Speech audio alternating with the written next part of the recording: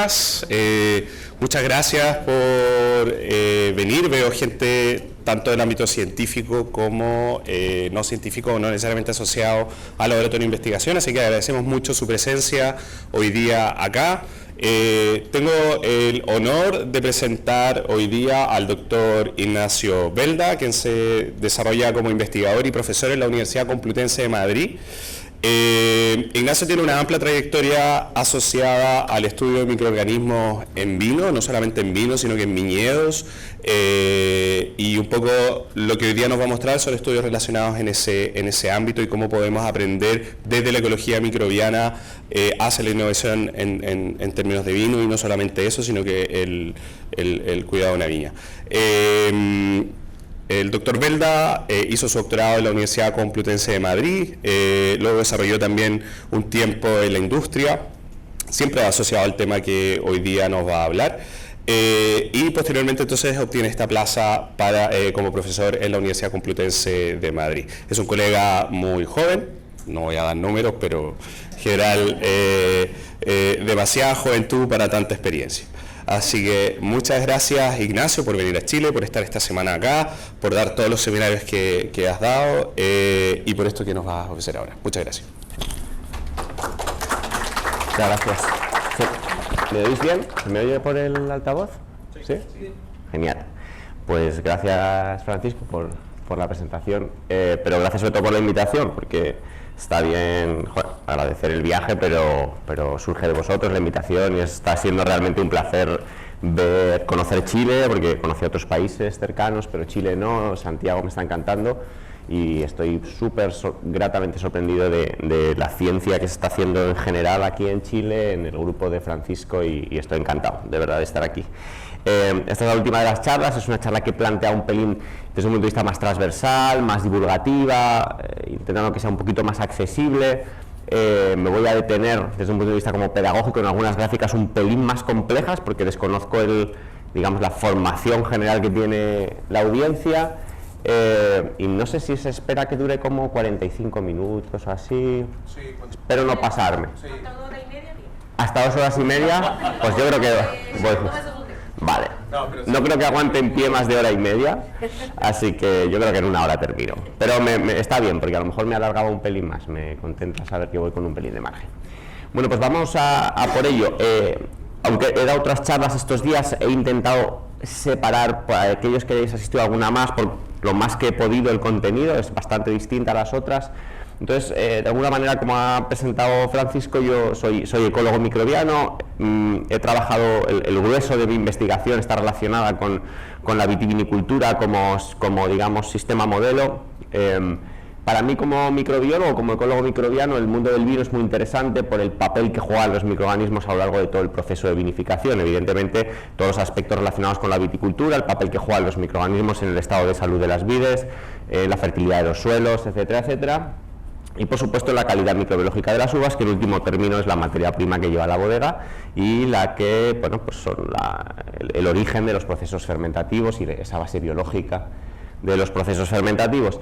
He tenido la suerte de trabajar en todas y cada una de las etapas del proceso de producción de un vino, atendiendo a los aspectos microbiológicos de cada parte. Y eso es la charla que voy a dar hoy, es un viaje, digamos, del viñedo a la bodega, utilizando como hilo conductor la microbiota, intentando defender el papel o la importancia que tiene esto, que hemos discutido mucho con señores franceses muy tradicionales, intentando meter la parte microbiana dentro de este concepto de terroir, dentro de este concepto de todos los atributos que se asocian a la biogeografía, a una regionalidad, a unas prácticas culturales que se asocian a una localización concreta del mundo donde se produce un vino.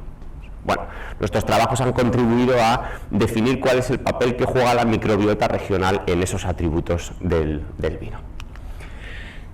Vamos a intentar entender un poquito la complejidad microbiológica en principio del viñedo, luego del vino. Evidentemente, dentro de lo que es el viñedo, separamos dos grandes tipos de hábitats en los que encontramos microorganismos. Uno son los hábitats que se encuentran bajo tierra, ¿no? Low ground, pues fundamentalmente lo que llamamos como bulk soil o el suelo en general, y luego esa parte de la rizosfera, de los microorganismos que viven más asociados a las raíces de la viña.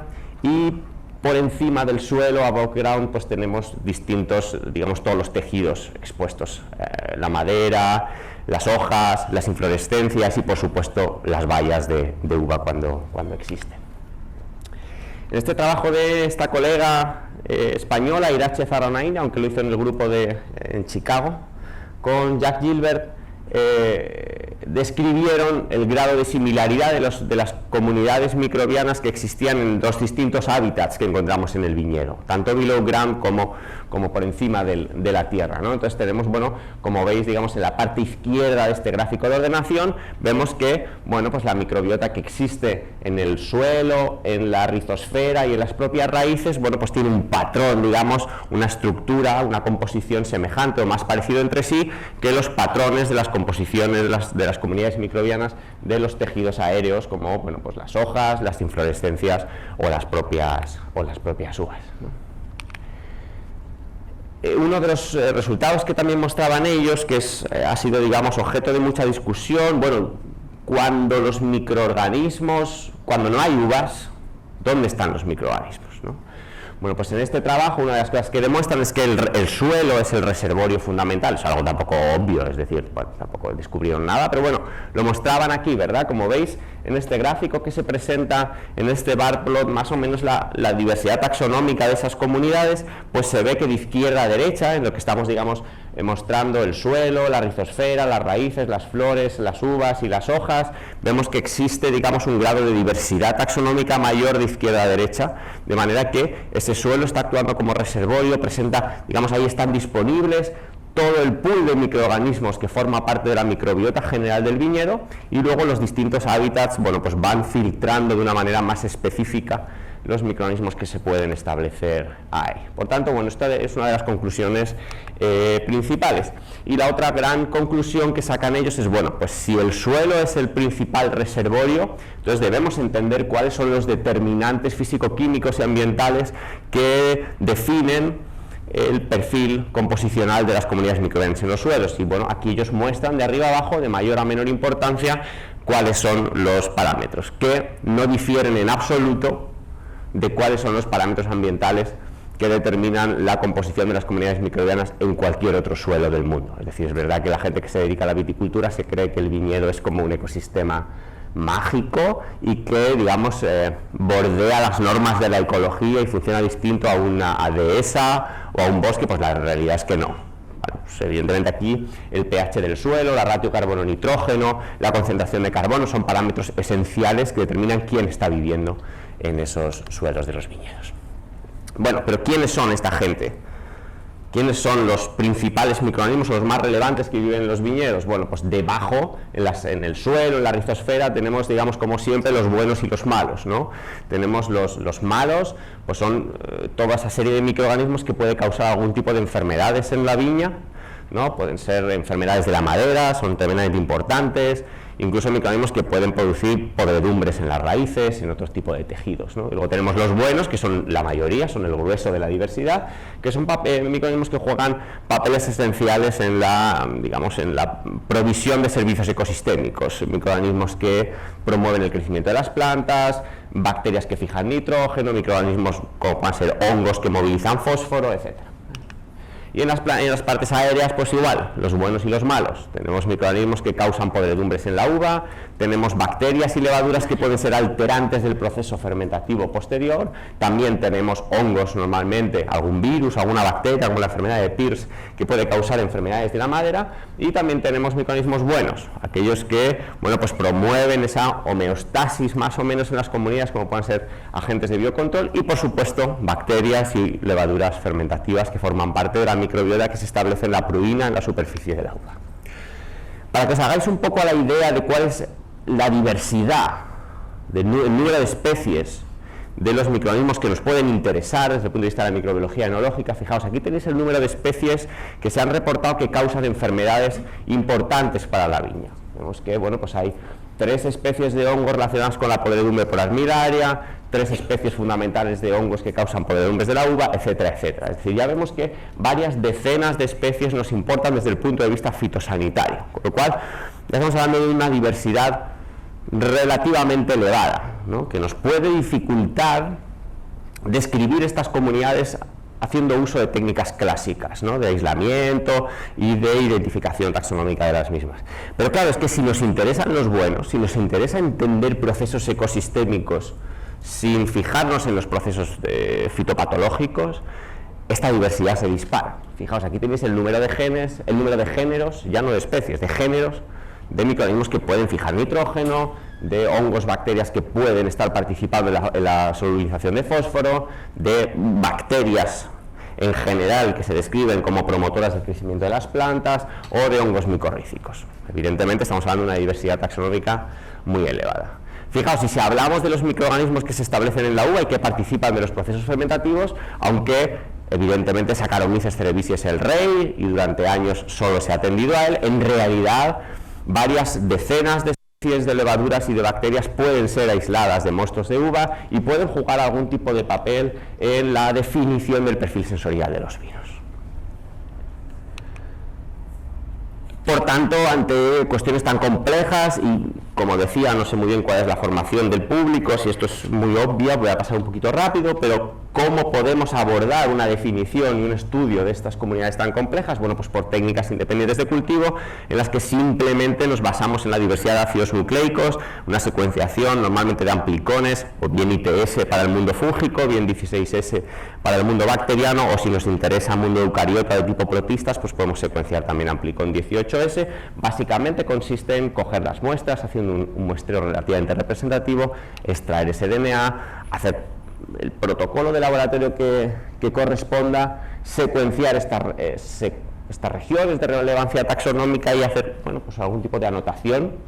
Normalmente en el caso de las aproximaciones metataxonómicas, o que se conoce como metabarcoding, pues simplemente intentar ver cuál es la abundancia relativa de cada taxón en las muestras. Entonces digamos que es como un taxonomic profiling, ¿no?, una cosa muy sencillita. Si queremos ver qué están haciendo, no solo quién está, sino qué están haciendo, ya tenemos que tomar caminos alternativos más costosos, más laboriosos, no solo en coste económico, sino también en términos de esfuerzo en análisis de datos, como pueda ser la metagenómica shotgun o una metatranscriptómica. En cualquier caso, aquí hay gente que sabe mucho más que yo de toda esta parte de bioinformática, pero para todos aquellos que a lo mejor estéis iniciando, una de las cuestiones que es esencial es que este tipo de técnicas tiene un gran poder comparativo, muy poco poder descriptivo. Es decir, si alguien tiene una viña con una parcela, más allá de la anécdota, no sirve para nada analizar la microbiota del suelo de mi parcela, de mi jardín, ¿vale? Es decir, no te va a dar una información, pues fíjate qué curioso, tengo este género bacteriano, ¿vale? Pero no vas a aprender nada en realidad que sea accionable, que te vaya a permitir tomar una decisión sobre tu viñedo. Bien, vamos a entrar un poquito más en materia después de esta introducción. Voy a hablaros un poquito de resultados de algunos trabajos que hicimos a nivel de las comunidades microbianas en suelos de viñedo. Voy a pasar muy rápido por este trabajo en el que hicimos el primer survey global, en el que analizamos la composición y estructura de comunidades fúngicas y bacterianas en suelos de todo el mundo, de la mayoría de países donde se produce vino. Cogimos 250 muestras de suelo de 200 parcelas de viñedo en 14 países en los 5 continentes donde crece la vid, y analizamos las comunidades fúngicas y bacterianas por este tipo de aproximaciones independientes de cultivo. Simplemente decir que este es un trabajo liderado por Alex Gobi, que era un investigador postdoctoral de la Universidad de Copenhague, pero que hizo una estancia en mi laboratorio, y de ahí viene un poquito la colaboración y la conexión.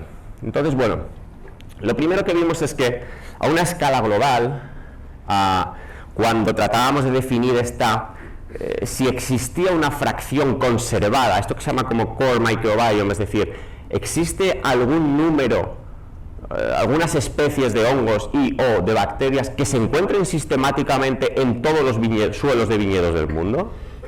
Bueno, cuando analizamos eso vemos que las poblaciones bacterianas, las comunidades bacterianas están más conservadas que las comunidades fúngicas a una escala global, ¿vale? Es decir, los viñedos de todo el mundo se parecen más entre sí si atendemos a la composición de las comunidades bacterianas que si atendemos a la composición de las comunidades fúngicas, que es más dispar a nivel biogeográfico.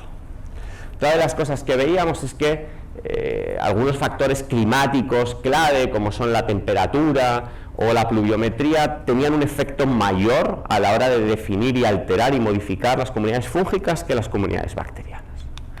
En cualquier caso, una de las cosas que observábamos y que nuevamente no es exclusivo ni mucho menos de los viñedos, sino que ocurre en prácticamente todos los ecosistemas en los que se analiza suelo, es que la variable biogeográfica, la variable espacial, juega un papel determinante. Es decir, el origen geográfico de donde aislábamos las muestras era el principal determinante de la composición y estructura de las comunidades microbianas. Recordad que estamos en un estudio global, ¿vale? Por tanto, lo que es la distancia espacial como variable continua no funciona, ¿vale? Por tanto, era el origen geográfico desde un punto de vista categórico, es decir, el país de donde aislábamos, era el dato que utilizábamos, ¿vale?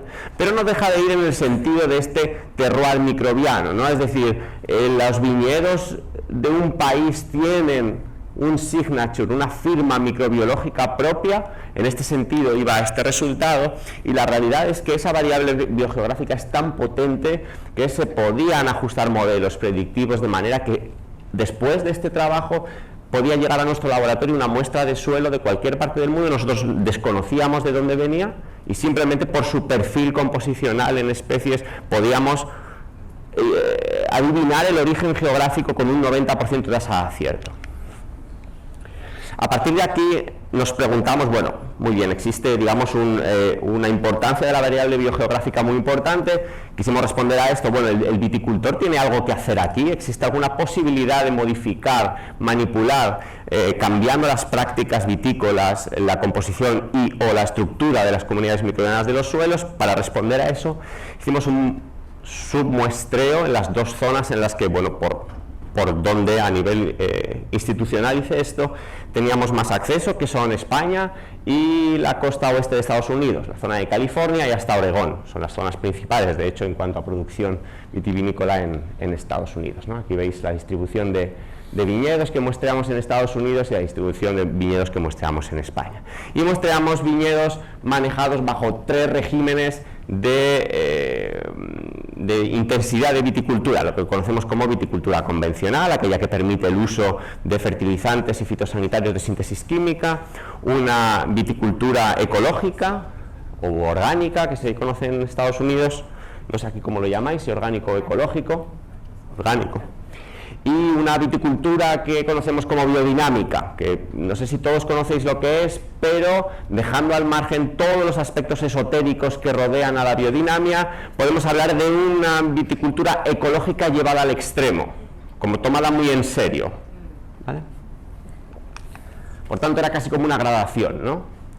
Bien, lo primero que veíamos, lo primero que queríamos estar seguros era de si nuestros dos datasets, español y estadounidense, eran relativamente comparables. Como vemos aquí, a nivel de diversidad alfa, a nivel de la riqueza taxonómica, por ponerlo en palabras un poquito más sencillas, los viñedos de Estados Unidos y de España se movían en rangos parecidos, no hay diferencia. No es que los viñedos en España sean más diversos que en Estados Unidos, ni viceversa, lo cual nos hace que los dos datasets, bueno, se mueven en rangos parecidos. No estamos comparando el Amazonas con una tundra ártica, ¿vale? Son comparables.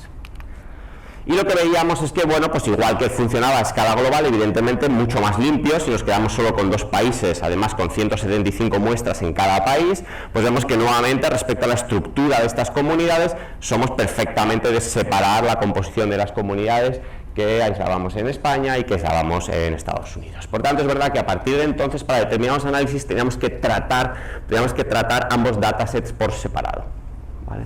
De hecho, claro, el efecto de la localización, el efecto geográfico es tan potente que para ver si el viticultor tiene algo que hacer, quizá convenía en este caso analizar ambos datasets por separado, y así lo hicimos. Aquí tenéis de nuevo una ordenación en la que vemos las 175 muestras de España, las 175 muestras de Estados Unidos, ploteadas o representadas o coloreadas de acuerdo a los 3 regímenes de intensidad de viticultura, ¿vale? Fijaos en el caso de Estados Unidos, que se ve de una manera bastante más clara.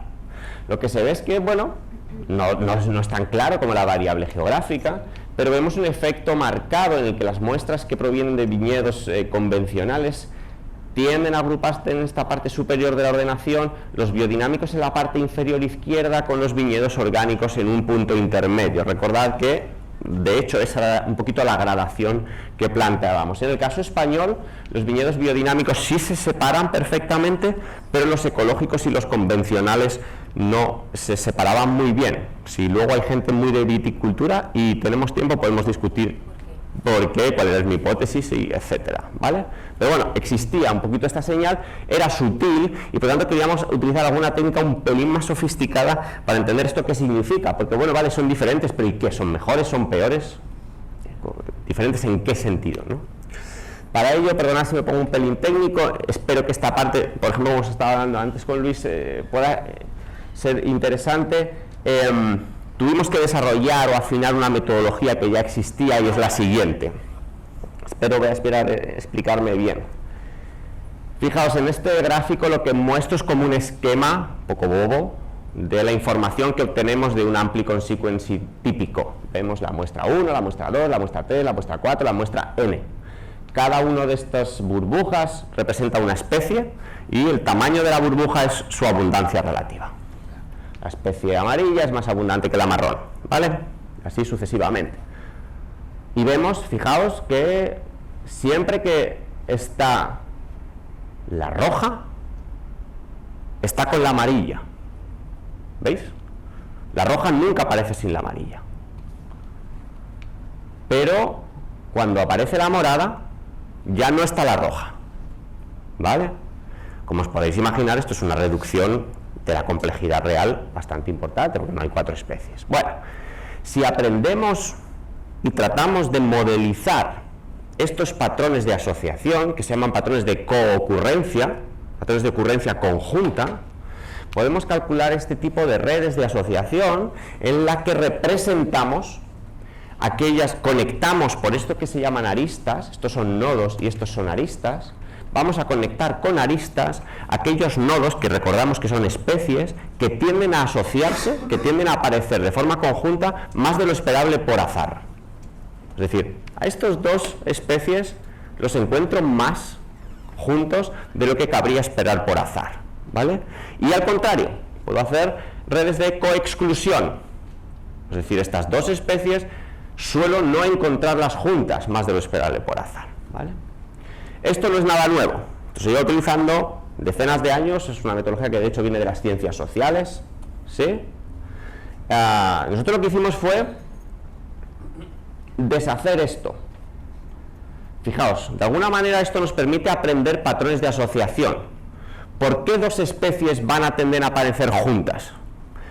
La explicación más plausible es porque comparten afinidades ambientales, les gusta lo mismo, ¿vale? No podemos interpretar esto diciendo que existe una interacción positiva entre ellos, no podemos hablar de mecanismos, ¿vale? Comparten preferencias ambientales, son clústeres ambientales que se llaman, ¿vale? Bueno, pues lo que nosotros hicimos es, bueno, asumamos, aquí sí que hacemos una asunción, que efectivamente cuando dos especies coocurren más de lo esperable por azar, es porque comparten esas afinidades ambientales y por tanto forman un clúster ambiental. Bueno, pues nosotros lo que hicimos es, bueno, ahora vamos a interpretar nuestras observaciones locales, cada una de nuestras muestras, pero tras aprender cómo se relacionan entre ellos los microorganismos. Porque si yo solo hago una observación, yo no sé si el amarillo se lleva mejor con el rojo que con el azul. Lo puedo aprender tras hacer muchas observaciones. De manera que fijaos cómo interpretamos ahora las muestras locales, ¿no? Utilizo los mismos, digamos, modelos que he aprendido aquí y los aplico a mis observaciones locales. Espero haberme explicado más o menos bien con la metodología. Evidentemente aquí estoy haciendo una representación un poco sencilla, casi boba, de esta metodología, pero todo esto se puede cuantificar desde el punto de vista de la topología de la red. Podemos obtener parámetros numéricos de determinados descriptores de la estructura de estas redes. Dos de los más importantes, que son los que os voy a explicar un pelín en detalle, son lo que conocemos como el coeficiente de clustering o de agrupación y la modularidad de la red. A partir de aquí, nosotros, bueno, pues podemos hacer inferencias ecológicas, ¿no? Podemos tratar de discutir algunos aspectos del funcionamiento de estas comunidades. Fijaos cómo se comportan estos dos parámetros de red. El coeficiente de clustering y la modularidad están negativamente relacionados entre sí, ¿vale? Esto es más o menos obvio, pero existe de una manera muy fuerte. Ahora vais a ver por qué digo que es más o menos obvio. De manera que podemos separar, de acuerdo a la teoría de redes, porque existe una teoría ecológica detrás de esto muy fuerte, digamos, comunidades o redes que tienden a tener una modularidad muy alta y un coeficiente de clustering muy bajo, y redes que suelen tener un coeficiente de clustering muy alto y una modularidad muy baja. La teoría de redes tiende a definir estas últimas como lo que se conocen como redes de mundo pequeño, en que los nodos están hiperconectados entre ellos, y las redes que tienen una estructura contraria se conocen como redes de propiedades aleatorias. Son redes que, al menos a nivel de simulaciones computacionales, se comportan de una manera más errática, es más difícil predecir cómo funcionan y además son más sensibles a perturbaciones externas. Nuevamente, ahora cuando os enseñe las imágenes de redes de verdad, vais a entender por qué este tipo de redes, la teoría de redes a nivel de simulación computacional, sugiere que son menos sensibles a perturbaciones externas. Vamos a ponerle cara. Esto ya no son dibujitos míos, son redes de verdad de este tipo de análisis. Fijaos, aquí tenemos una red que tiene un coeficiente de clustering muy elevado, está muy agrupada y una modularidad muy baja. No observamos módulos separados, ¿vale?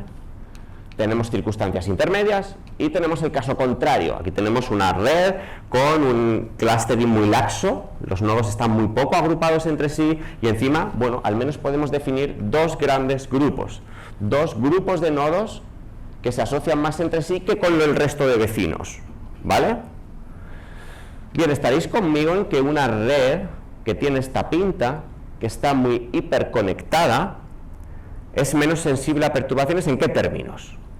Si llega una perturbación externa, por ejemplo, una sequía, por ejemplo, la aplicación de un fitosanitario, lo que os dé la gana, y elimina a este miembro, como todos los demás nodos están conectados entre sí, el impacto sobre la estructura de la red de sacar uno de ellos es relativamente bajo.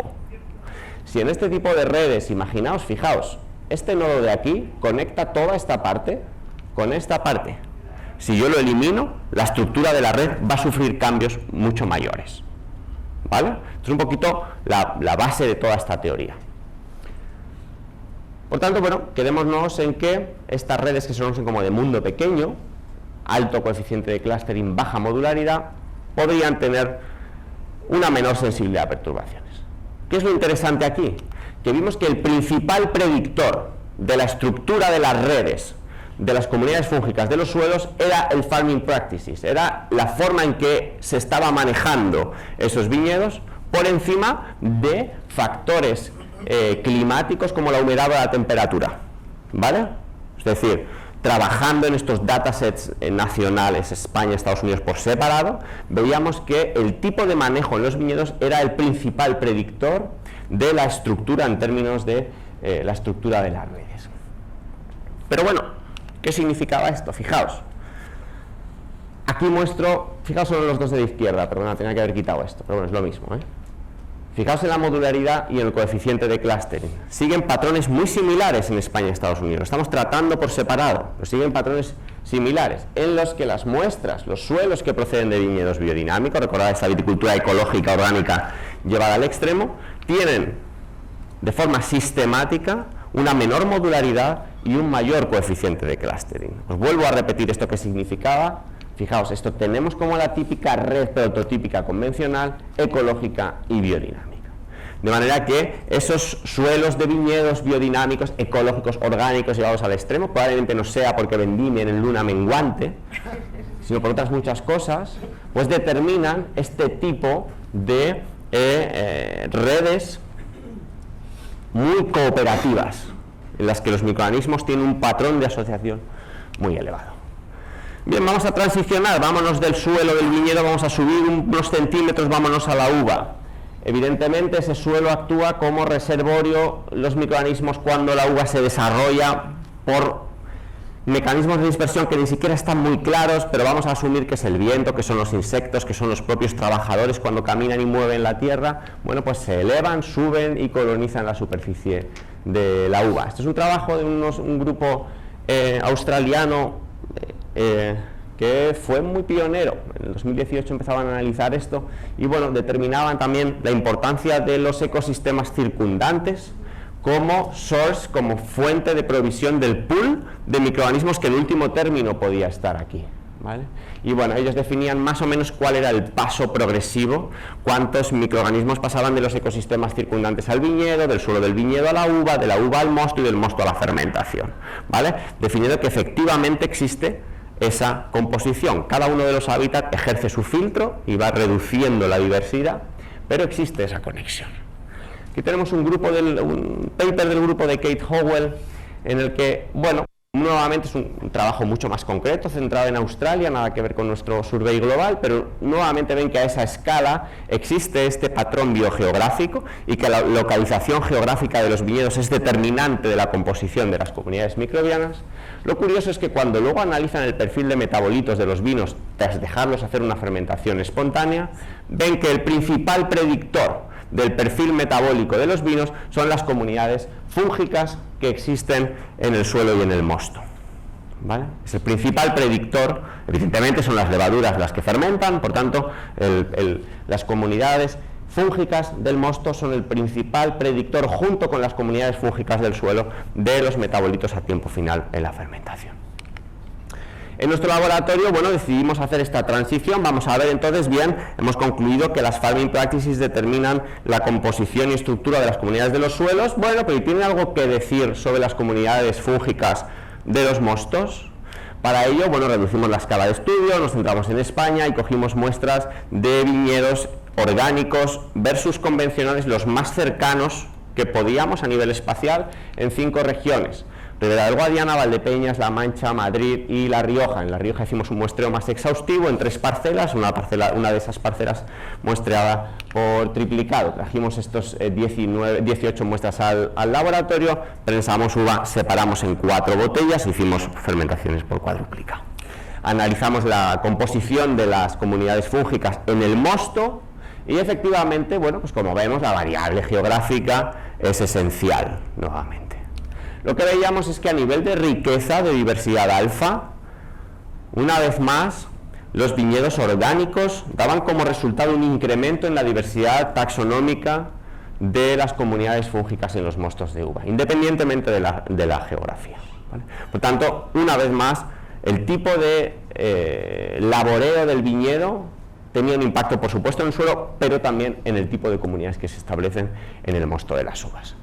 Por tanto, bueno, pues asumido esto, ya sí que nos olvidamos del viñedo, nos acabamos de ir a la bodega y vamos a centrarnos de aquí en adelante en levaduras del mosto de uva. Voy a utilizar esta imagen. Esto es una imagen de microscopía electrónica, muy bajo aumento de la superficie de una uva.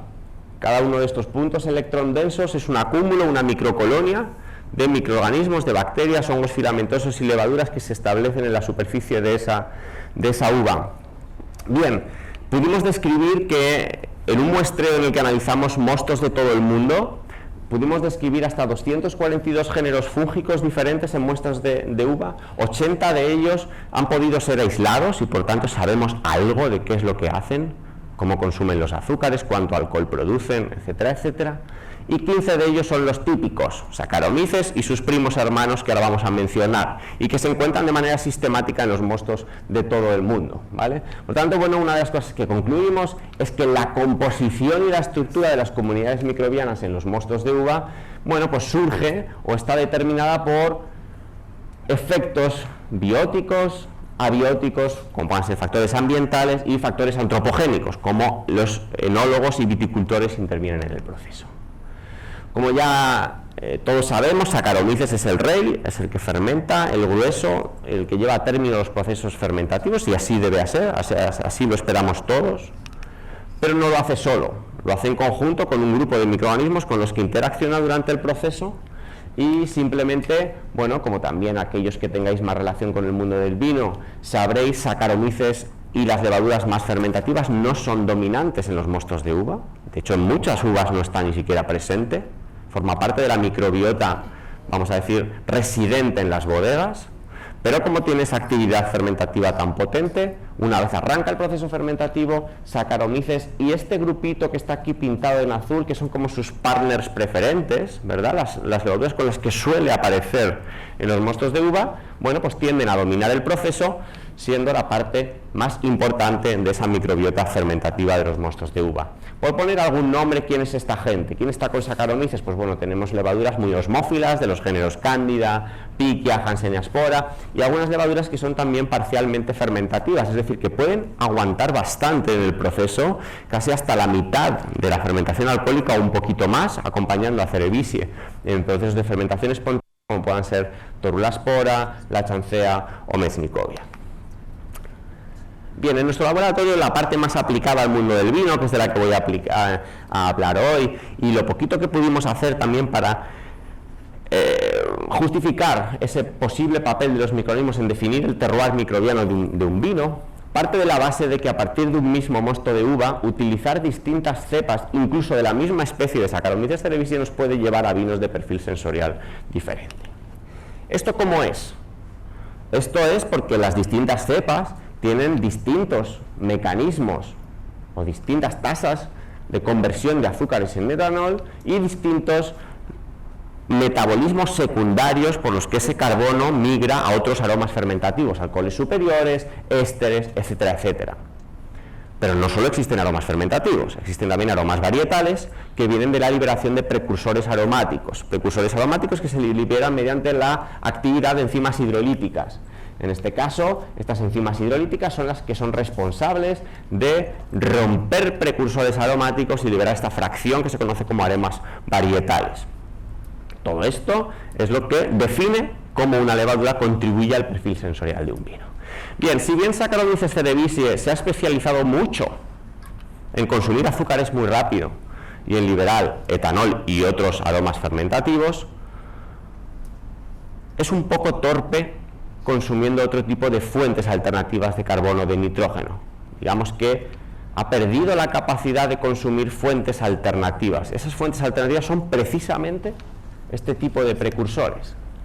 Aquí, por ejemplo, pues, bueno, tenemos un ejemplo de este tipo de enzimas hidrolíticas en la que una enzima que rompe por aquí, este enlace carbono-azufre, hace que la levadura pueda consumir la cisteína, que se puede hidrolizar a ácido pirúvico y amonio, y queda libre este compuesto, que es el 3-mercaptohexanol, que da ese aroma a fruta de la pasión tan típico de las variedades tiólicas, como puede ser Riesling, como puede ser la española Verdejo. Por suerte, aquí es donde todas esas otras levaduras menos fermentativas consumen menos eficientemente el azúcar, producen menos etanol, pero tienen un potencial enzimático muy superior al que tiene Saccharomyces cerevisiae. En nuestro laboratorio lo que hemos hecho es generar una colección, aislarlo sistemáticamente para explorar el potencial biotecnológico de esta colección, haciendo una caracterización de la producción de estas enzimas hidrolíticas para ver qué podíamos esperar de ella. Fijaos, lo que hicimos fue coger una colección de 770 aislamientos. Lo que hicimos fue identificarlos a nivel taxonómico, secuenciamos el ITS, vimos a qué género o especie pertenecían y analizamos para todos esos 770 aislamientos la producción de 8 enzimas que son importantes para la calidad sensorial y tecnológica del vino. En la parte de arriba tenemos 4 enzimas directamente relacionadas con el perfil aromático de los vinos. 3 enzimas glicosidasas, la beta-glucosidasa, beta-silosidasa y alfa-L-arabinofuranosidasa, todas ellas relacionadas con la liberación de compuestos terpénicos. Los compuestos terpénicos en los mostos de uva están unidos a azúcares, que puede ser glucosa, silosa, arabinosa. De manera que estas enzimas hidrolíticas lo que hacen es consumir ese azúcar y liberar el correspondiente compuesto terpénico. Y por otro lado está esta enzima beta-liasa, que es la que ya os he adelantado antes, que es responsable de la liberación de compuestos tiólicos. Los compuestos tiólicos, 4-mercaptometilpentanona, 3-mercaptohexanol, están conjugados, en este caso no con azúcares, sino con aminoácidos. Están unidos normalmente a cisteína o a glutatión. Es responsabilidad de las levaduras y de estas enzimas romper eso para liberar estos compuestos. En el caso de estas otras 3 enzimas, son 3 enzimas que están relacionadas más con aspectos que llamamos de mejora de aspectos tecnológicos, aspectos relacionados con la extracción de color, la clarificación o la prevención de lo que se conoce como quiebra proteica, digamos un inconveniente que tienen algunos vinos fundamentalmente blancos, en el que si existen proteínas de un tamaño muy grande, durante el almacenamiento pueden quebrar, cambian su conformación y dan esta turbidez, que es algo, desde luego, indeseable para la industria. Y finalmente, la octava enzima o actividad enzimática más bien que analizamos es la actividad sulfito-reductasa, como la capacidad de producir ácido sulfídrico. El ácido sulfídrico, un compuesto que da ese aroma a huevos podridos o aroma reducido en los vinos, que desde luego no es deseable. Bien, por recordar, teníamos 770 aislamientos, analizamos estas 8 actividades enzimáticas en todos ellos. Pero previamente habíamos identificado su identidad. En estos 770 aislamientos teníamos 15 especies diferentes. 15 especies diferentes en las que además 3 de ellas eran muy dominantes, es decir, más de la mitad de todo nuestro esfuerzo de muestreo, aislar de mostos y mostos y mostos, bueno, pues nos había llevado a tener casi 300 aislamientos de Hansenaspora uvarum, ¿vale? Teníamos también muchos de la Chancea thermotolerans, muchos de Meznicovia y relativamente pocos de las otras 12 especies. Si nos fijamos en cuál es la prevalencia de estas 8 actividades enzimáticas, ¿verdad? Glucosidasa, silosidasa, arabinofuranosida, betaliasa, bla, bla, bla. En este gráfico de barras vemos qué porcentaje de nuestros aislamientos de nuestra colección presentan una actividad máxima en rojo o nula en verde para cada una de estas actividades enzimáticas. ¿Qué es lo que vemos? Pues que tenemos algunas actividades enzimáticas que son muy prevalentes, que están en la mayoría de aislamientos.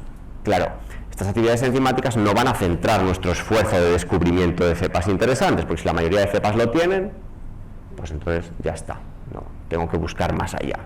Nos interesaban más estas enzimas, actividades enzimáticas que eran mucho más extrañas y que estaban restringidas a un pequeño número de especies, incluso dentro de algunas especies a un pequeño número de cepas.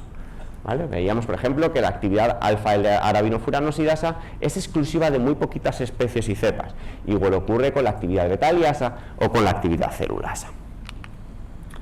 Fijaos aquí, no voy a entrar en detalle en este gráfico porque no tiene sentido, simplemente lo que digo es que, bueno, pues podemos ver, ahora ya no a nivel global, sino para cada una de las 15 especies que teníamos, cuál era su perfil de producción de enzimas hidrolíticas, ¿vale? Olvidémonos de esto ya, es verdad que sí que nos sirve para guiar futuros esfuerzos de aislamiento. Por ejemplo, si alguien está interesado en tener actividades beta-glucosidasa, beta-silosidasa, pues está bien que aísle Mellerocimas guillermondi, Wickeramomices anomalus o Rospodium toruloides, que tiene otras particularidades que las hacen que no son muy deseables, pero bueno. Bien, este es un árbol, simplemente un filogenético de nuestros 770 aislamientos. Y a la... Sí. No entiendo lo del lado, ¿cómo se llama el eje vertical? El eje vertical es el porcentaje de estas 431 cepas de Hansenaspora uvarum que tengo en mi colección. ¿Qué porcentaje? ¿Cuántas de ellas producen enzima beta-glucosidasa? Pues prácticamente el 100% tiene una actividad marrón que es casi máxima. ¿Sí?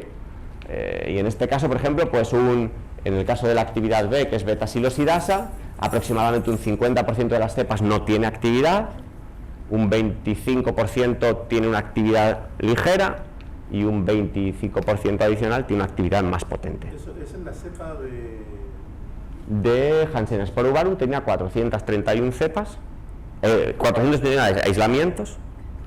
Pues, entiéndolo, entonces el gráfico sí, ¿qué se refiere? ¿A qué se podría decir en simple de esos gráficos? ¿Qué se concluye?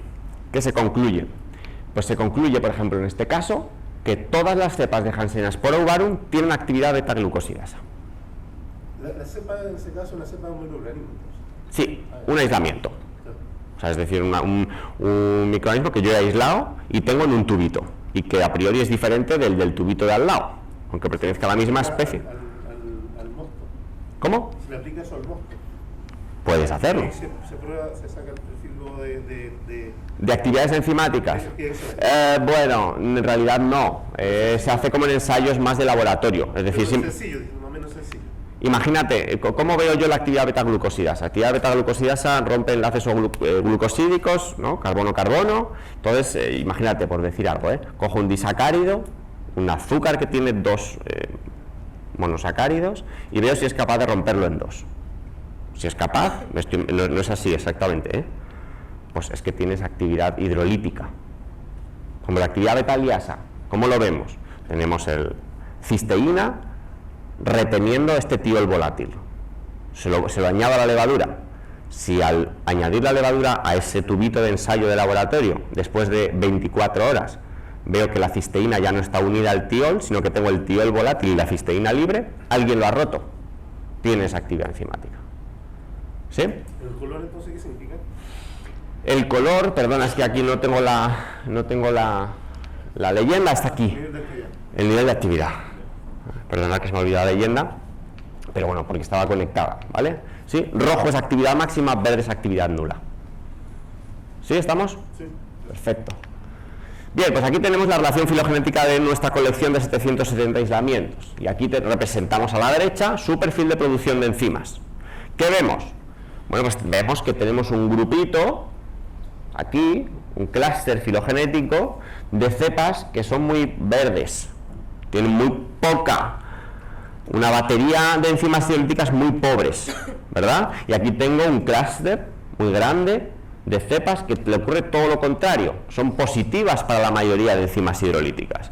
Mala suerte para nosotros, que justo este es el grupito de especies más fermentativas, Saccharomyces, Torulaspora, la Chancea, claro, se han especializado en otras cuestiones, consumen muy eficientemente la glucosa, no necesitan una batería enzimática para consumir la arabinosa ni fuentes alternativas, ¿vale? Bueno, estoy, digamos, haciendo una interpretación, estoy siendo un poquito poco darwinista, pero bueno, se me entiende lo que quiero decir, ¿no?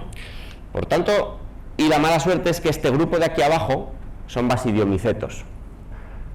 Son levaduras que tienen una esperanza de vida en mosto de unas pocas horas, es decir, son poco útiles como herramientas biotecnológicas para la fermentación vínica. Pero bueno, tenemos algunas excepciones por aquí que eran interesantes. Y ya para ir terminando, uno de los datos curiosos es que, bueno, estos clústeres filogenéticos entre especies son interesantes, pero es interesante también que cuando atendíamos a la diversidad intraespecífica, veíamos clústeres, grupos de cepas que tenían perfiles asociados a su relación filogenética, grupitos de cepas relacionadas filogenéticamente que tenían, en este caso, por ejemplo, un perfil de actividad enzimática mayor que otro grupo perteneciente a la misma especie que tenía un perfil de producción de enzimas menor. Nos preguntamos si estas cepas de la misma especie que tenían un perfil metabólico similar es porque habían sido aisladas de regiones más próximas. Esto es un trabajo que hicimos durante 4 años aislando en viñedos de distintas partes de España.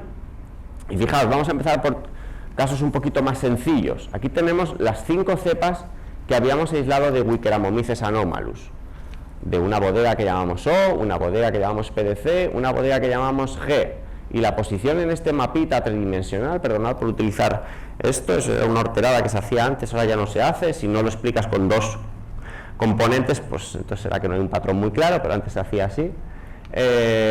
Pues fijaos, el punto en este mapa está definido por el perfil de producción de enzimas hidrolíticas, ¿vale? De manera que cuanto más junto encontréis 2 puntos en este gráfico de ordenación, es porque comparten más sus particularidades enzimáticas, se parecen más desde el punto de vista metabólico. ¿Qué vemos? Bueno, pues que los aislamientos que han sido aislados de la misma bodega tienen un perfil enzimático más parecido que los que han sido aislados de bodegas diferentes. Enzimas que además podemos, gracias a este análisis, ver cuáles son las enzimas que nos están caracterizando a cada uno de ellos. Podemos ver por qué destacan cada uno de ellos. Dime. Consulta, ¿en qué fase tú estás haciendo estas muestras?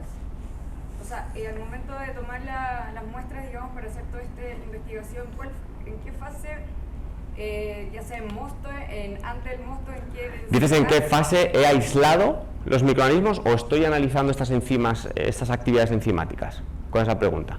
¿En qué fase, digamos, se hace esta toma, digamos, de levadura de las enzimas, digamos, cuando... De las enzimas. Vale. A ver, igual no he contado bien el diseño experimental. A mí me da igual... Yo durante 3 años me dediqué a establecer en mi laboratorio una colección muy amplia. Me da igual de dónde venga, de todo, de uva, de mosto o de mosto en fermentación. Me llegaban muestras de un mosto a 1100 gramos litro de densidad, a 1050, 1020, 990, mosto fresco, uva, me da exactamente igual. Yo aislaba como loco y congelaba, ¿vale? Y tengo 770. Me daba igual, ¿vale? Ahora, una vez tuve toda la colección, hice estos ensayos enzimáticos. Y ahora creo que esto es lo que está generando un poco de confusión, creo que como comentaba el compañero. Yo no estoy evaluando estas actividades enzimáticas durante la fermentación del vino. Por ejemplo, ¿cómo podría hacer eso? Pongo a fermentar un vino, un mosto, y analizo por cromatografía de gases masas los aromas que se derivan de aquí. Podría ser una idea, ¿no?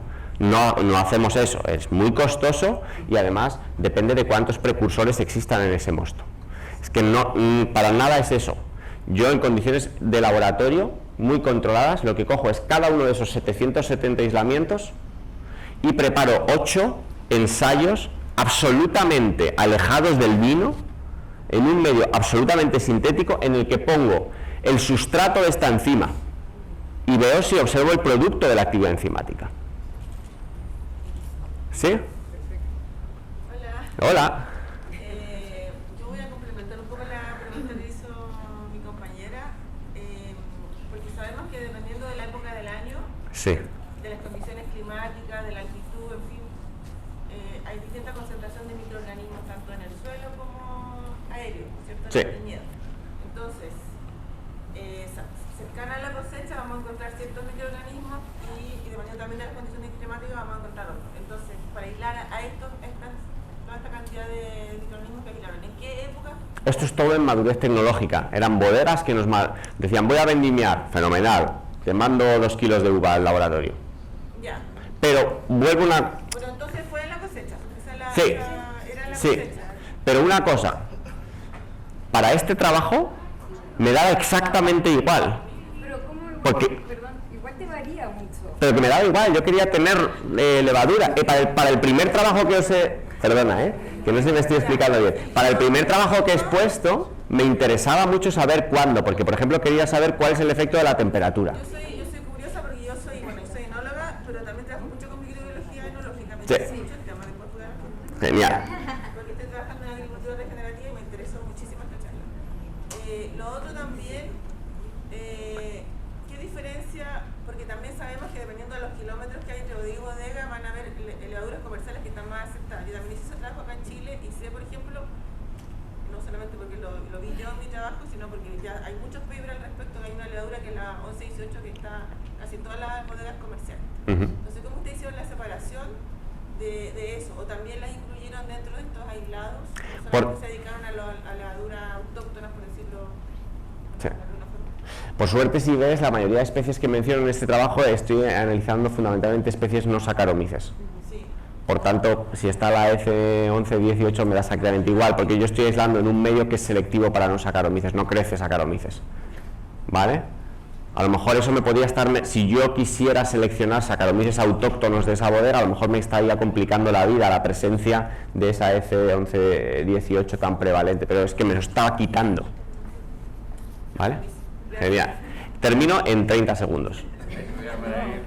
Yo creo que hay preguntas. Sí, es que ya estaba terminando, perdonad, además que estaba aburriendo. Bien, esto pasa con Wickeramomices, que podemos explicar la diferencia entre las cepas de acuerdo a de dónde han sido aisladas, pero pasa lo mismo con esta otra especie, pasa lo mismo con esta otra especie, pasa incluso lo mismo con la chancea, que teníamos 88 aislados, y el perfil de producción de enzimas hidrolíticas estaba definido, se parecía tanto más cuanto más cercano geográficamente eran. Vemos las cepas de la chancea que aislábamos en la vendimia 2012 y 2013 de esta bodega rojita, se parecen más entre sí que las cepas que aislábamos de la bodega azul en 2012 y en 2013 en azul clarito, y más entre sí de la bodega verde y más entre sí que la bodega amarilla.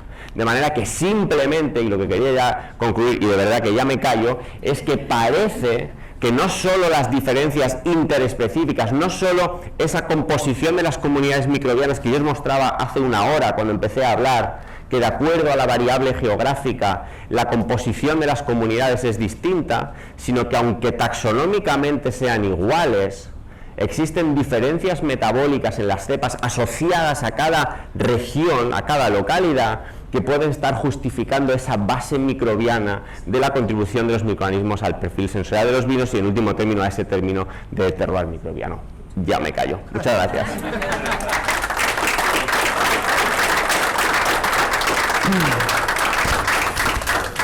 Muchas gracias, Ignacio, por la charla.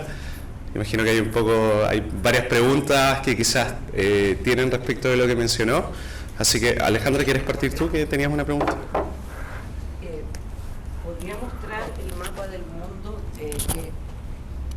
que muestra dónde se cultiva la vida?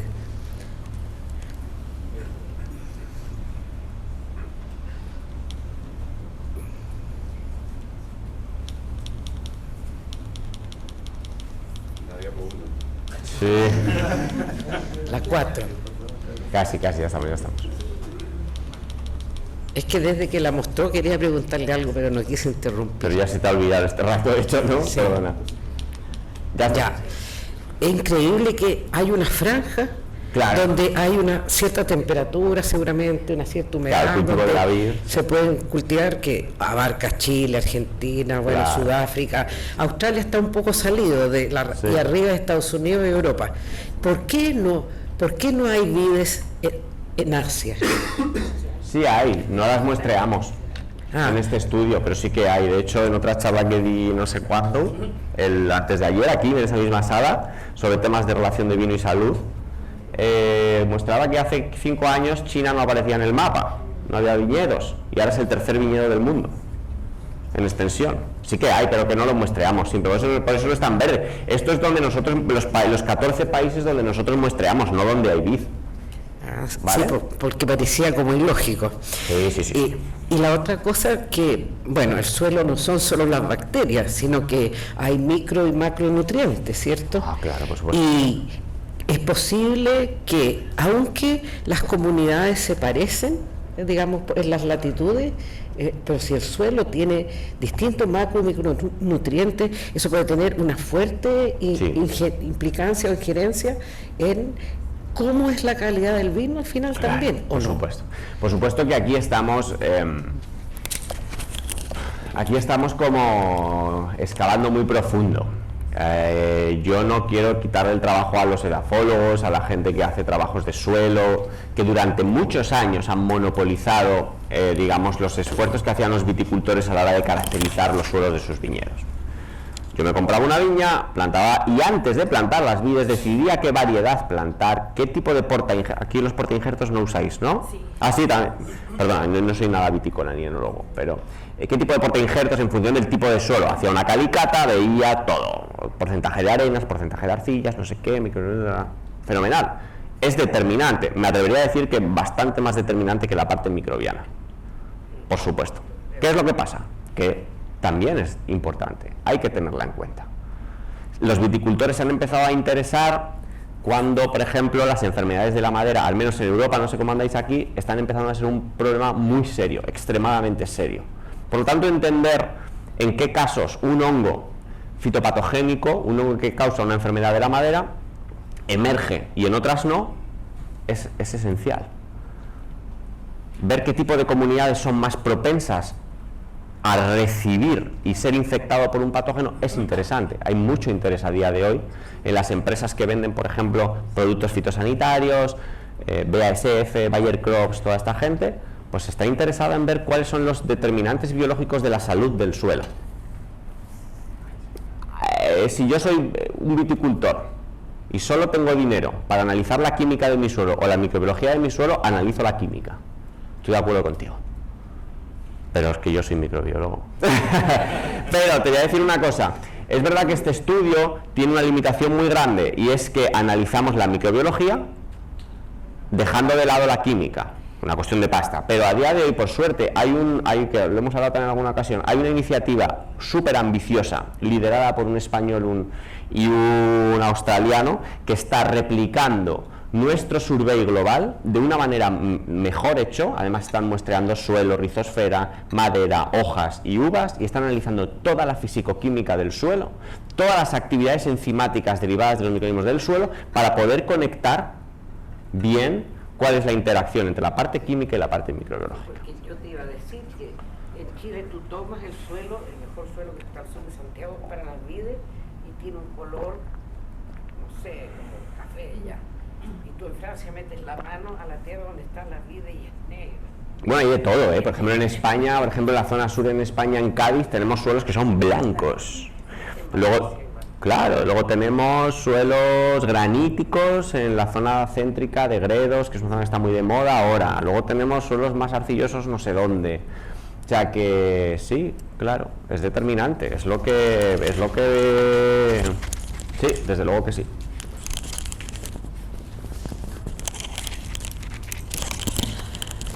Yo de nuevo. No recuerdo, Ignacio, si mencionaste cuántas temporadas hiciste este estudio. 3 años. 3 años. Este muestreo. ¿Y qué nos podrías decir de lo que observaste en Chile? No me acuerdo. Es que está en el mapa. Está en el mapa, sí, claro que sí, porque vino, no sé con quién lo hicimos. Estuvimos en Argentina con Laura Catena. Y en Argentina. Laura Catena, sí. Y en Chile no sé quién aportó, porque... ¿El qué? Y otro charla. Volvió para hacer más muestreo en Chile. Claro, pues ahí yo me invitan otra vez y vuelvo. Menos charlas y vamos a muestrear. No, la realidad es que este muestreo, como os he dicho, de hecho he tenido la precaución de decirlo, fue... Bueno, era una mezcla. Se juntaron 2 datasets, uno que teníamos más o menos nosotros y uno que lideró Alex Gobi, este estudiante que estaba en un proyecto europeo muy grande de Lars Hansen, y entonces él se trajo ya el muestreo hecho y los datos a mi laboratorio y los analizó conmigo. Yo no pisé un viñedo en todo esto, he pisado muchos en mi vida, pero para esto no pisé ni uno solo. Entonces, bueno, pues no lo sé. En estos surveys globales, muchas veces, de hecho, las muestras te la coge algún partner local. Entonces tienes que encontrar a alguien que esté dispuesto a ir al campo, a cogerte la muestra de acuerdo al protocolo que tú le mandas, a enviártela. Y claro, nos gusta siempre, me hubiera gustado tener el mismo número de muestras para cada país, pero es difícil. Tenemos otra pregunta acá. Hola, por favor discúlpame si no voy a usar los términos adecuados bioquímicos porque yo soy ingeniero de profesión. Me quedé pendiente de una de las diapos donde tú mostrabas una cepa flanca, donde se quebraba, lo dijiste literalmente, se quebraba la enzima y producía la turbidez del vino. Sí, la quiebra proteica. Ya, yo tengo que resolver un problema donde se elabora un vino, está destinado ya para ser exportado, se envía y posteriormente cuando llega a destino se produce una precipitación. Fue determinada como un polisacárido solamente, ningún dato más. Pero no sabemos de qué se trata. Estamos recién comenzando a hacer ese estudio. Y mi pregunta va directamente hacia eso. ¿Qué puede hacer de que esa proteína o esa enzima se quiebre, se rompa y haga turbidez en el vino? O sea, si realmente tenía como un polisacárido... No claro, sé solo indican en el informe que llegó a Japón y que se devolvió, indican solo los japoneses de que es un polisacárido, sin indicar, sin caracterizar nada. Pues ahora te pido disculpas yo a ti, porque yo no soy enólogo, es decir, no te voy a poder dar una solución porque nunca me he enfrentado a este problema en la vida, digamos, real, porque seguro que aquí hay gente que hace vino y sabe 1000 veces más que yo.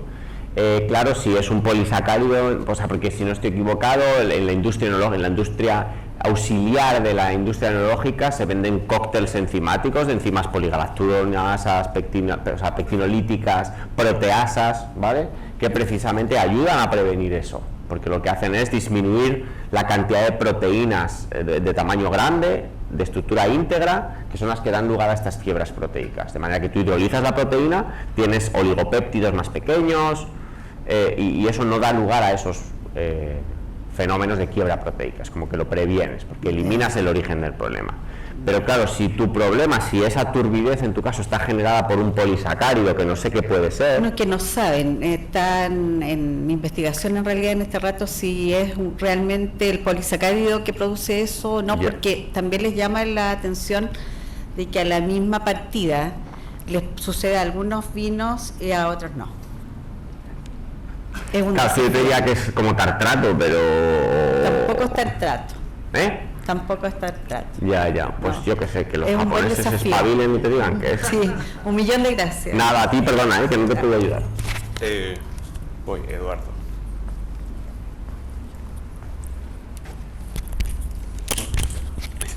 Hola.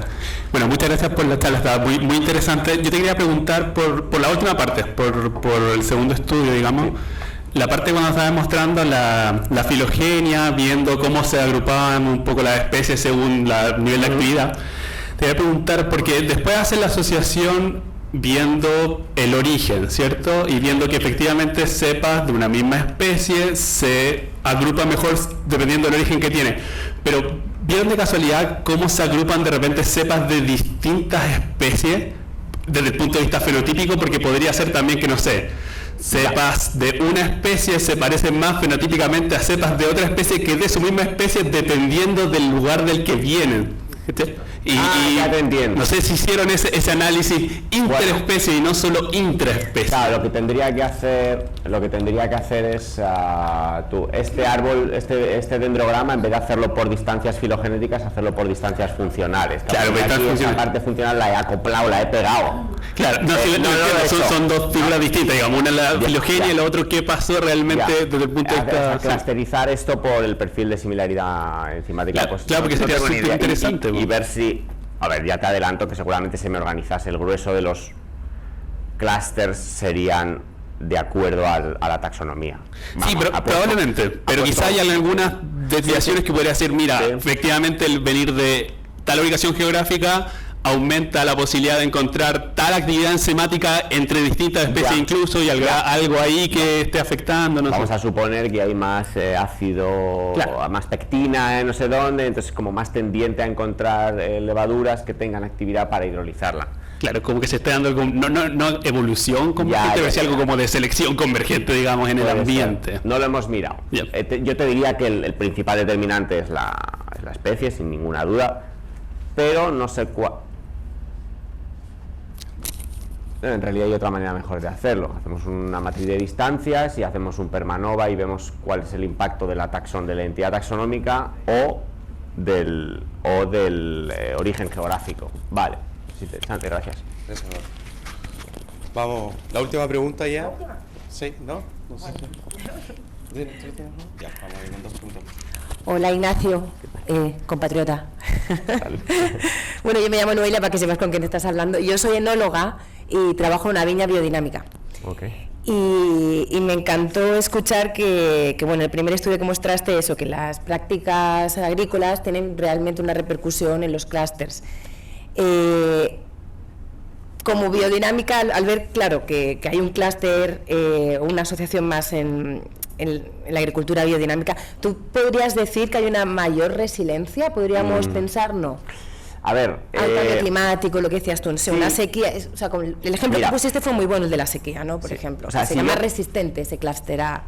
A ver, yo no te lo voy a afirmar. No. Pero voy a ver, es decir, si lees el paper que escribimos... Me gustaría. Se sugiere, pero no se sugiere solo por una cuestión de ser sensacionalista. Si tú coges lo he explicado un poco, si tú coges una red con la estructura con las propiedades topológicas que caracterizan una red de las típicas que encontramos en viñedos biodinámicos, es decir, un coeficiente de clustering muy alto, es decir, un grado de link entre los nodos, una interconexión, nodos muy hiperconectados entre sí y muy poco modular. Claro, lo suyo ¿qué es? Voy a coger esa comunidad, me la voy a traer al laboratorio, voy efectivamente a perturbarla y después de la perturbación voy a analizar cómo ha cambiado. Esa es la única manera en que yo un día te podré responder a gusto. Como no puedo hacer eso, te respondo de la siguiente manera. Es lo que he dicho antes, si yo computacionalmente hago simulaciones en las que quito de manera aleatoria un nodo, lo que sí te puedo afirmar es que las consecuencias en la topología de esa red son inferiores en una estructura más clusterizada que una menos clusterizada. Pero esto viene a las redes sociales. Si nosotros 4 somos amigos, igual de amigos los 4, el hecho de que tú un día te vayas, vamos a seguir quedando a tomar cañas. ¿Vale? Si tú eres el único link entre nosotros y tú desapareces de la ecuación, dejamos de vernos. ¿Vale? Claro. ¿Y por qué pensáis que es? O sea, hablasteis con viticultores, ¿por qué pensáis que ¿Qué puede ser? ¿Por el tema del compostaje? Porque biodinámica otra de las cuestiones que también es un poco teórico es que, porque bueno, dices, están más clusterizadas, ¿y qué? ¿Qué tiene, o sea, eso qué consecuencia funcional tiene? ¿Tiene un mecanismo, o sea, la estrategia ecológica de esa comunidad es distinta? Bueno, desde luego, si nos creemos lo que yo creo que sí, es decir, si dos microorganismos siempre tienden a aparecer juntos porque comparten preferencias ambientales, si yo solo observo un módulo, quiere decir que no tengo como subcomunidades, grupúsculos de especies que comparten afinidades entre sí pero no con los otros. Cuando eso ocurre, que es lo otro, es porque hay nichos diferentes. Nichos en términos de nutrientes explotables, estresores a los que unos están acostumbrados y otros no, y por eso se aparecen agrupados. Entonces, ¿qué es lo que pasa? ¿Qué tipo de nutrientes existe en una viña convencional? Pues nutrientes, por ejemplo, añado este compuesto nitrogenado de una manera pura, menos diverso, claro, una sal, un amonio. Bueno, pues tengo ahí un grupo de microorganismos que se especializa en utilizar eso. Luego, ¿qué pasa? Que meto caña con fitosanitarios, ¿no? Entonces, bueno, pues tengo un grupo de microorganismos que me lo están tolerando y me lo toleran muy bien. ¿Qué es lo que pasa en un viñedo orgánico o biodinámico? Pues que tenéis menos, a lo mejor menos nutrientes en concentración y de hecho en determinados momentos del año, porque no lo añadís de una manera tan puntual, pero la naturaleza de esas fuentes de nitrógeno es más diversa. Tenéis amonio, tenéis proteínas, tenéis aminoácidos, yo que sé lo que añadís ahí. Y es como más estable en el tiempo, de manera que se presta a que siempre están los mismos, por eso no tengo como grupos especializados. Y en ese tipo de medios más complejos, las comunidades cooperativas en las que existe sintrofía, en las que aquí ya me estoy pasando de rosca, porque ya estoy hablando de que efectivamente están interaccionando, pero yo ya no, pero es verdad que en estos medios la sintrofía es más frecuente, es decir, las interdependencias, que una especie dependa de otra o cooperen entre ellas, es más frecuente. Y una cosita más, que lo mencionaste, era de otro estudio, de otros colegas, que hablaba de cómo influye, digamos, la conservación ponías el bosque, ¿no? Sí, pero no hablan de la conservación, simplemente... Bueno, conservación, la presencia de... Porque ahora se habla mucho de agroforestry, de hecho voy a Montreal a un seminario de cambio climático y vino, y se va a hablar de ese tema, ¿no? También de cómo influye el tener espacios naturales, claro, bosque, corredores. ¿Qué cortito, yo sé que todos queréis ir a almorzar, pero mira, ¿cuál es tu experiencia en ese sentido que nos podrías contar un poco? Mira, acabamos de firmar, hay dos documentos que te puedo recomendar. Uno de hace unos años, como más divulgativo, que se llama Functional Biodiversity in the Vineyard, es un documento de expertise colectivo de la OIV, que soy uno de los firmantes, y eso es muy divulgativo, y ahí se habla de cómo los hoteles de insectos, los corredores, qué tipo de leguminosas promueven más no sé qué. Eso te puede interesar y te lo puedes leer en el metro en media hora. Pero hace un par de semanas o tres hemos sacado un paper liderado por Raúl Ochoa Hueso, que un grupo de investigadores que nos juntó, y es una review sobre una propuesta como de Nature-Based Strategies to Increase the Biodiversity and Sustainability of Vineyards, o algo así. Si me das tu correo, luego te lo mando. Sí. Es más profundo y ahí hay un poquito más de ciencia, pero ambos a lo mejor son interesantes, es lo que te puedo decir. Gracias. ¿Tú tenías una pregunta? Sí. Hola, Ignacio, ¿qué tal? Ya respondiste la pregunta. La primera pregunta que te iba a hacer, ya la acabas de responder. Y la otra es si hay alguna relación con respecto al origen de las plantas que tú estudiaste. Por ejemplo, en California fueron colonizadas por españoles. En Chile también, las primeras plantas probablemente fueron de origen español. Si hay alguna relación entre la biodiversidad de los microorganismos con el origen de las plantas que fueron traídas a América. Si ¿has visto algo así? Si tienes alguna idea. Creo que tu pregunta, bueno, vamos a ver si lo entiendo bien. Vamos a asumir que no existe ninguna viña viva de las que los españoles pudieron traer hace 500 años. Ahora todas las viñas vienen de un vivero en que han sido producidos en condiciones relativamente arsénicas, se les ha metido un baño de agua hirviendo para eliminar cualquier tipo de patógeno, con lo cual, bueno, cualquier tipo de legado ancestral ha desaparecido. Entonces, yo creo que tu pregunta quiere decir, por ejemplo, imagínate, las variedades de vid españolas tienen un perfil, existe un efecto varietal, existe un efecto de filtrado de la variedad. ¿Eso es un poco tu pregunta? Porque si es del origen, digamos, realmente de las plantas que vienen, es que no creo que exista ninguna viña viva de la que trajo Cristóbal Colón. Yo no lo sé, pero probablemente las colonias de microorganismos puedan haber subsistido mucho más en el tiempo que a lo mejor la planta original.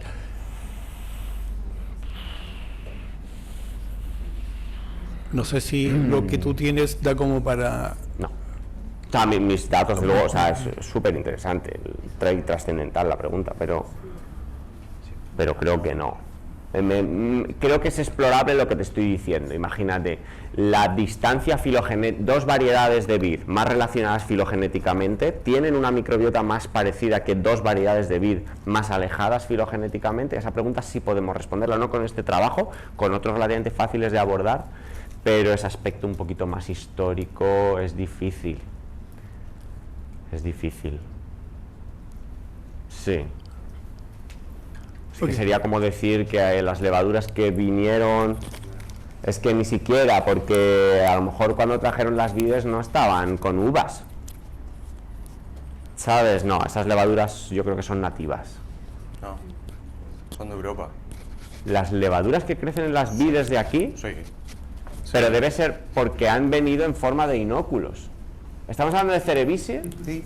Vale, Pero- no hablemos pero- de Cerevisiae, de Cerevisiae Ya, sí, pero- porque los inóculos te los vende la Alemán, o Agrovin, o Hansen, y Sí. vienen de allí. Pero clusterizan con las europeas. Pero dejemos Saccharomyces al margen. Porque Saccharomyces no vino con las vides, Saccharomyces Pero no vienen sé en si- avión, en sobres. Pero no son cercanas a las comerciales, eso es lo que trabaja Claudio Martínez en general, y no son, o sea, no son comerciales como para decir, sí, esta es la Lalman, tanto.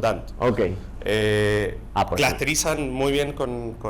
Entonces, sí probablemente venían con la planta, ya sea en la uva, por ahí metida en Sí, la los corteza, en algo, claro. Ok.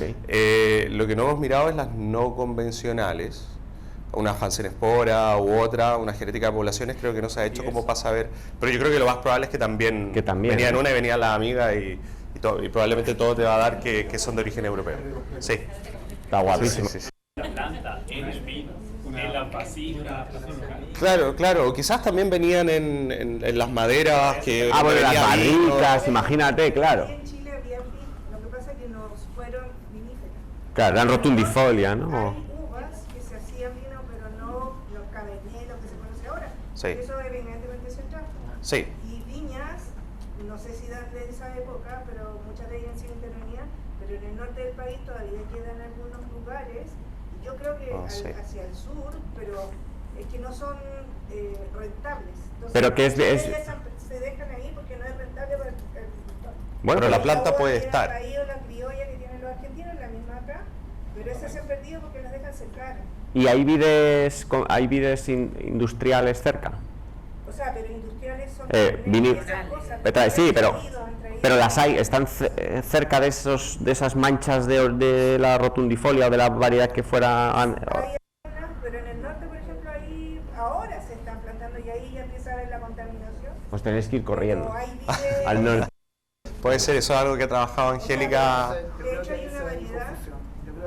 Disculpa, hay una variedad de uva que no está descrita en otro lado, que está oculta, está por eso te digo en el norte, bien escondida. Ya. Nosotros encontramos esa variedad, pero no hacen vino, porque no era rentable, pues y la dejaron ahí también como olvidada. Y está en un patio de una casa, que por eso sigue, porque le echan agua, pero si no esa ya hubiera muerto también. Variedades endémicas chilenas, hasta ahora no hay estudios que digan que sean previo a la, o sea, de las glaciaciones, de lo que fue en Norteamérica y en Georgia, en el Cáucaso, no hay evidencia en Chile de variedad endémica, o sea, todo tiene que ser o traído especies vegetativas europeas. Todo es traído. Y después comenzaron ¿Qué es cercano a vitis? Entre medio aparecen las criollas, pero Filogenéticamente, ¿qué es cercano a vitis? Pero nosotros sabíamos, y ahí tú me puedes ayudar. No nos habían venido a robar, sí. La famosa levadura para los chardonnays de Casablanca, del Valle de Casablanca, como la VL... 3. A mí me contaron la historia de que los laboratorios europeos vinieron a aislarla acá y se la llevaron y luego nos la vendieron a nosotros. Tengo que buscar cuál es. Bueno, pero es que hay una... Pero eso... Pero ¿te acuerdas que no también encontraron la versión 618 en Casablanca? Sí, pero claro, es de lo que la bodega... Pero no quiere decir eso no que se aislase aquí, no quiere decir que sea de aquí. O sí, claro. Claro. Está a pensar que sí, que acá. Ahí está Angélica, no la quiero meter en problema. No, Angélica aisló una levadura, no sacaron y dice que se vende comercialmente. Una mecha en Incovia. La tierra está alemán, ¿cierto? Sí, porque acá en Chile no hay productoras de... Bueno, yo una vez contigo viniste con la de Lucy, la de Lucy Davis, ahí sí que me robaste levaduras. Pero sacando muestra del bosque nativo de la bodega. ¿Ya encontrasteis algo ahí? Perdón. Sí, y encontramos cosas interesantes y levadura, pero no encontramos levadura autóctona, porque había mucha cercanía con otras bodegas. Sí. Y ahí todo viene como de las que muestras tú. En Icata tenemos una riqueza, porque hay muchos productores chicos que conservan tradiciones ancestrales y es un mundo de... Nosotros hablamos hoy en día de consorcio biológico, hay de todo. O sea, levadura muy buena que aportan una cantidad de perfiles aromáticos y sensoriales como tranquilo. O sea, para discutir. Muy interesante. Sí.